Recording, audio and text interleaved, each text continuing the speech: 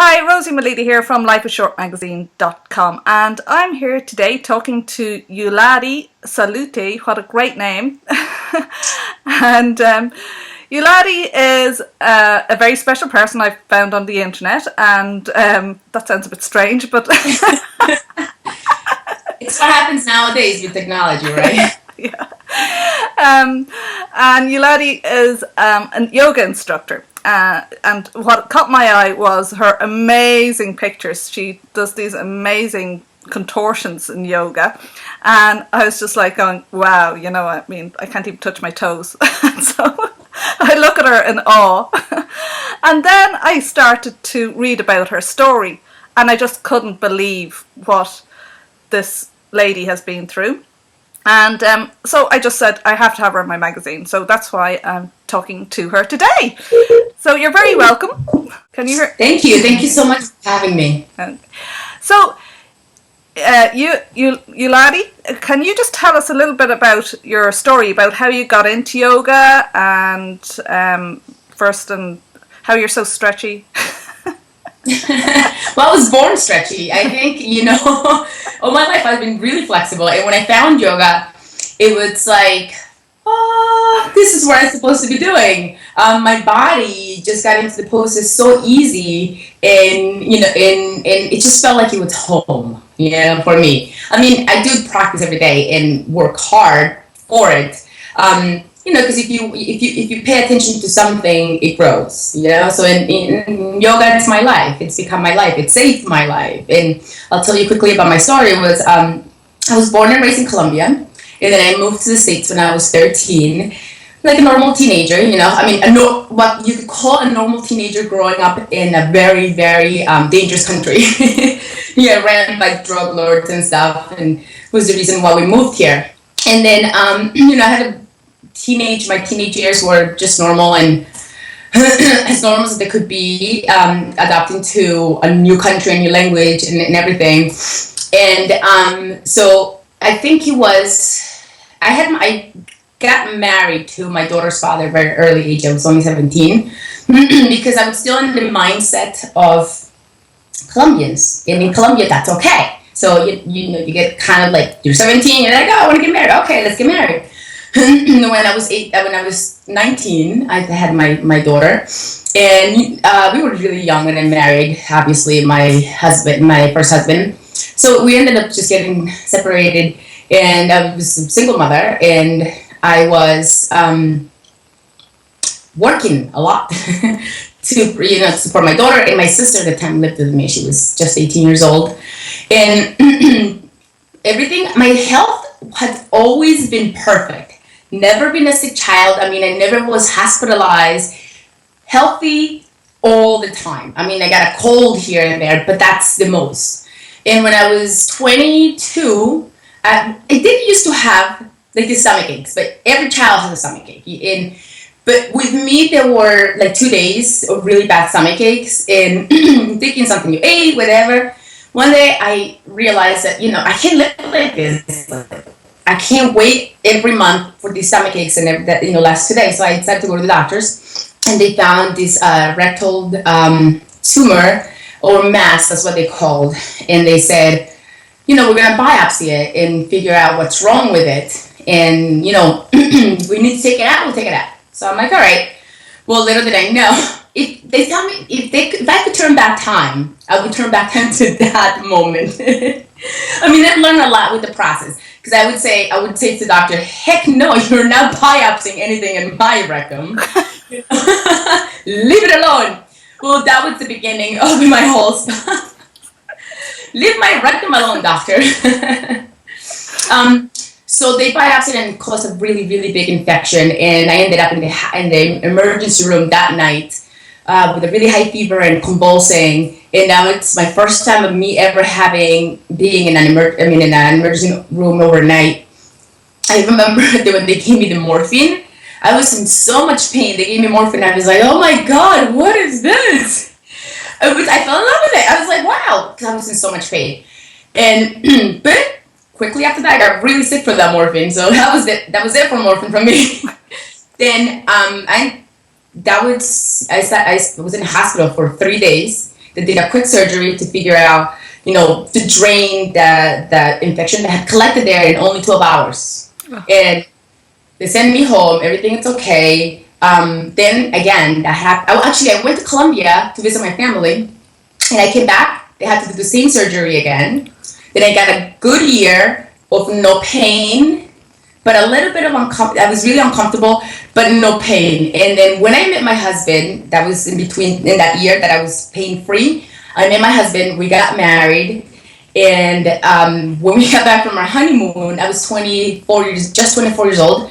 I got sick again, and now they couldn't figure out what it was, and I ended up having, in a short period of time, let's say 5 surgeries, wow. Big surgeries, and doctors didn't have no idea what was going on, and I was going to this doctor, that doctor, nothing, and the pain was horrible. It took them 9 months to figure out what it was. Then I ended up getting a colostomy bag for what they say 3 months while we figure out, while we clean all this stuff up in there, and they figured out that I've had for the past 2 years, a year and a half, almost 2 years that this has been going on, I had a really bad infection growing through my insides, my peritoneal cavity, and it was getting all the way up to it was all over, and the doctor said a couple more months I would have been dead. So when they did the surgery, the tissue was so necrotic and so thin and so infected that a rectovaginal fistula was created. No doctor's fault. It was just something that should have happened for something so bad. So they couldn't remove my colostomy bag.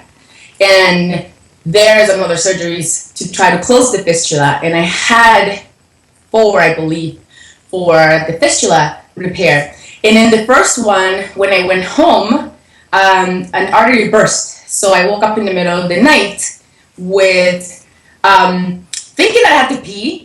And I wake up and I said, I really have to pee. And I'm like, I'm going to go back to sleep. I'll wake up maybe in another hour and go to the bathroom. And I do wake up 4 a.m. There's blood all over my white bed. And it was so scary. I'm so glad none of my kids were there to see that, because it was like, so I ended up in the ICU. I lost 4 pints of my blood. I almost died. I was like the one time in my life that I was actually, okay, I'm going to die. And so that's how I met my colorectal, who fixed the fistula. I took them, 2 surgeries again and they're huge surgeries. Every time I had these fistula surgeries, there were huge surgeries. I mean, I had to prep for 3 days, then 8-hour surgeries, and then they're like, oh, sorry, it didn't work. Finally, in between these, I get pregnant with my kids. Yeah, I don't know how I got pregnant with all that stuff going on. So I would have to take breaks in between all these surgeries to have this. Then finally, the fistula was closed. They reversed my colostomy. I ended up with a hernia that's been fixed a couple times. And this is where it brings me that it was during a hernia repair where I went to a plastic surgeon to repair my hernia, because he's been part of all of my colorectal surgeries. So I said to him, hey, I have these lumps in my breast. Can you check them out? And he's like, yeah, when you're under and I'm fixing your fistula, I'll just go in and I'll remove whatever it is. Probably nothing. You're young, blah, blah, blah. So I go into the surgery. This is surgery number 20. Number 20? Number 20. Okay. So I'm thinking. So we're both like this. I just in between all this, you said you had another 2 kids. So you now have 3 kids? Now I have 3 kids, and I have 3 stepchildren also. Okay, and do your stepchildren live with you also? They come in the weekends. Okay, so you're a mama to 6 kids at the weekends at this stage. Yeah. And you're going through all of this, okay. And so you go into your surgery, and you come out of your surgery, you wake up, and what happens? My husband tells me I have breast cancer. Oh. I was like, what? I couldn't believe it. Yeah. How could this happen? This is my 20th surgery. I'm done. I had plans. I had all these yoga things yoga festivals that I wanted to do. How dare you, God, and give me this now?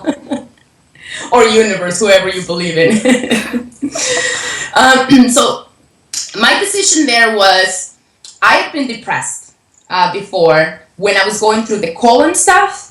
I was depressed twice, and because it's very easy to be like, oh, I'm, play the me card. It's like, what's happened to me? My life sucks, and it's very easy to get there, and then close. I always say close your shades and be in your room and in the fetal position, and drinking, doing drugs. Done that. I do not want to go back there. And my journey with my colon and my colostomy bag was in my early 20s, and I was very self-conscious about it. So I always kept it a secret, Poop, colon, rectum, all those words are kind of taboo. You don't talk about that when you're in your early 20s. Now is all I talk about.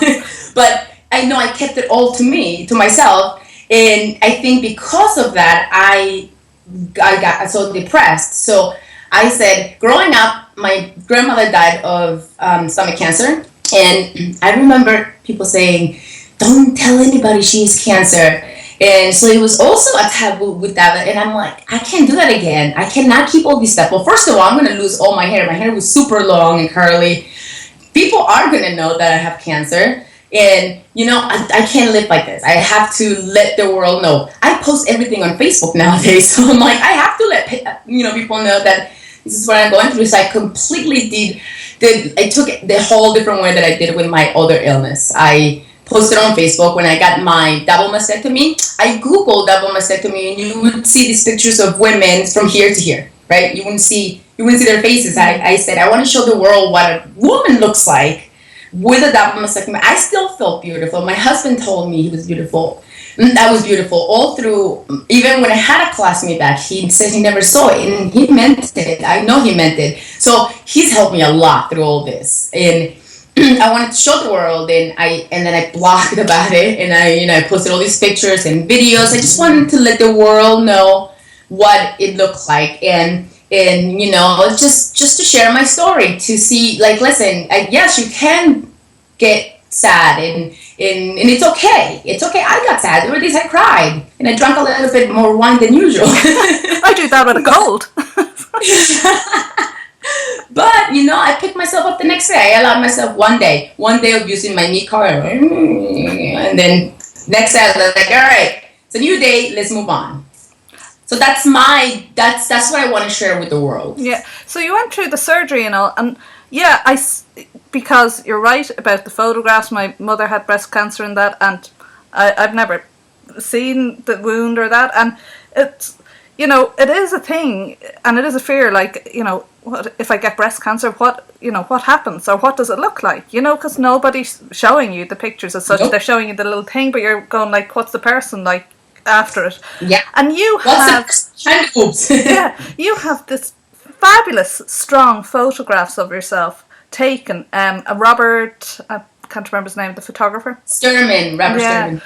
And they are so beautiful, so strong, so gorgeous. I mean, I've seen the pictures of you before with your long hair and all, but actually those photographs just show just such an empowering, strong, beautiful woman. And it's just such a, I'm healthy, thank God, and all that, but I have a huge fear of illness. And when I saw those, I just was going, wow, that is an amazing woman. That is so... it would be so empowering if I'd say for somebody who's diagnosed with breast cancer that, like, you can still be beautiful even when your hair falls out. You can still be you, be strong. And maybe do you feel you're stronger since, or has it given you more strength? Wait, what? Do you feel you're a stronger person after going through all that? Can I tell you, physically, I do feel stronger. I do. And the funny thing is that I didn't expect to be stronger physically after the double mastectomy, but I keep surprising myself in my asana practice. It's like I would say I would never be able to do that pose, and then after the double mastectomy, I could do it. It's like, how is it possible? I don't know. Yeah, because, like, okay, you only got the surgery, last year? Was it? Yes. Yeah. And I say the first image I saw of you on Facebook, I don't know how it came up on my Facebook, but I saw it, and you would, this is the first time I've been able to do this pose since the surgery. And that's why I was going, what surgery? And then I was going, holy good God, I mean, you're bending right back, you're like a contortionist. It's like, I'm going, how do you do this? But yeah, so you got the surgery, and you got the all clear, I take it? Yeah? Yes, And yes.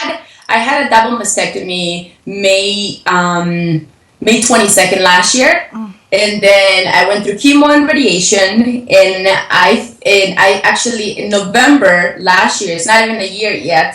That's when I got my reconstruction, and then I started radiation right after that, which I finished January 31st this year. okay. And so it's fabulous. And are you back teaching yoga now? I'm back teaching all through chemo and radiation and stuff. I didn't practice much. I taught yoga though because I felt like I would go nuts if I stayed at home all the time. So when I was going through chemo, I would take the week of chemo off and just be sick, and I would teach the other 2 weeks. You know, the studio that I taught at was really, and the teachers, they were all very helpful to keep me, going. And then I did take a month break after I finished radiation because I was really burned. I mean, the whole side, my right breast and everything back here, and my back, just the skin just peeled off. It was horrible. It was painful. Yeah. Oh, you've been through so much. But now you've bounced back and you do all these fantastic yoga stuff. And do you teach online as well? Or is... You know what? I do actually. I am a Skype's ambassador. so I do actually Skype yoga classes. Okay. So people can actually learn from you anywhere in the world. Anywhere in the world. How awesome is that? I know, that's fantastic. And it's a particular type yoga you teach, isn't it? It's power yoga. It's not like it's vinyasa yoga. It's I don't like to call it power because I mean it could be power yoga. But it's vinyasa yoga, and it's really tailored for the person. I mean, if you're I have students that like to move fast and can move fast and do harder poses, then that's what I do with them. But then I have students that injuries, so just recuperating from cancer, like me. So we take it really slow and take it more like a hatha yoga, slower and stuff like that. So yeah, it's tailored for each person. Okay. And how did you, just going back then again, how did you get into yoga? I took a yoga class before I got sick. Actually, it was in a yoga class, not that it's yoga's fault, that I fell sick back from my tumor in my rectum after I had that 1 year off. I just didn't feel right. I was having a really difficult time doing stuff, and I knew something was up. And because of yoga and all that I've gone through, I have a very high awareness of my body. I know what's going on in my body at all times, which is what happens when you practice yoga. And so then I got sick, and I really loved yoga. I took probably a month of that class, and all through my struggles, I always said, as soon as I get my colostomy bag reversed, I will go back to yoga. And I didn't work out before that. I never played any organized sports because in Colombia, I didn't really have that growing up. And so I was kind of a lazy person. I just did nothing, And when I got my colostomy bag reversed, a yoga studio opened in my town in the same span of time. So it's like, oh my God, this is so awesome. My husband's ex-wife, we're all friends, she also lives in town with the kids, and she told me you should really go take a class there. So I was like, all right, let's go. And it was home. It was home for me. And I haven't looked back ever since. And do you feel yoga's helped you through your surgeries and through the cancer? Physically and emotionally, so much. I really do think that because of yoga, I am a better mom, I am a better wife, I'm a better person. I'm just better altogether. It's funny because you go to yoga, I mean, not you, but a lot of people do, and I think I did too. I mean, I'm trying to think back, and I think I went to yoga because of the physical aspect of it.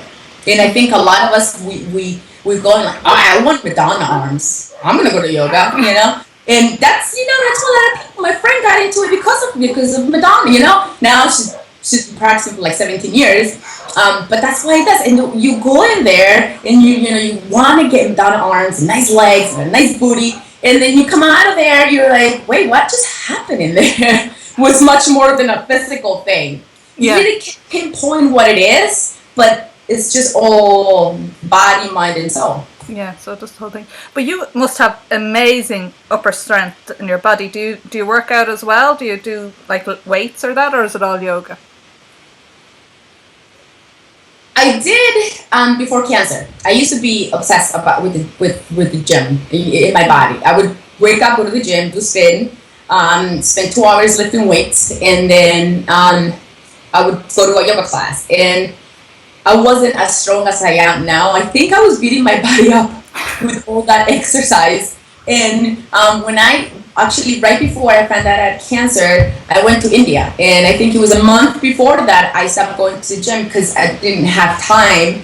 And I haven't gone ever since. It's almost a year and a half now since I stopped going. And I decided, you know what, I don't have the time. I'd rather, you know, spend the time with my kids before they grow up. And I practice at home, I practice at the yoga studio. But now for the past year and a half, it's just been yoga. Yeah. And I'd well recommend people to go onto your Facebook page or your blog as well, because there's some, look, there's a little guy behind you. Hi, little one. Can you say hi? Hello. How are you? I'm doing an interview. Can I come see you in like 5 minutes? Okay. Can you close the door behind you, please? Okay. Thank you, buddy. You're the best. Love you. He's so cute. He's so cute. How old are your kids? Wyatt is my baby. He's 5. Holden is 7. Ashley's 14. And my other 3 kids are 18, 16, and 14, I think. Wow. 13. Wow. Yeah. You have a full house. Yes, I do. And my cousin lives with me and she helps me with the kids.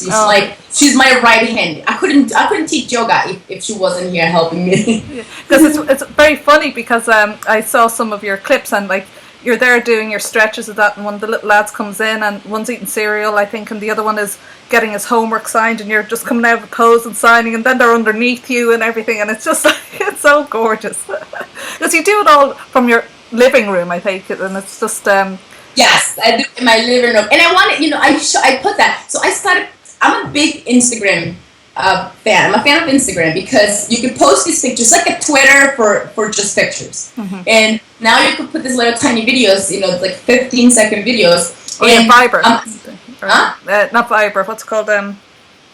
Yes, I know the thing you're talking about. Vine. Yes, Vine. That's it. Yes.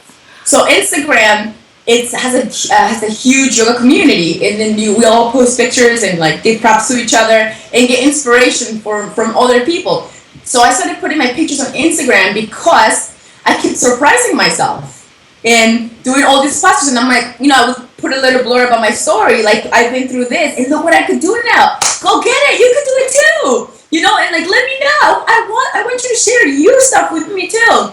So then I get a lot of people saying, I never have time for yoga, blah blah blah blah, and that's okay. I get it. I take my yoga in my living room and have my kids playing around, and you know that's better than no yoga at all. Yeah. You know, I sit there, and even if it's 15 minutes, I do 15 minutes. Sometimes they come and join me. That's still yoga.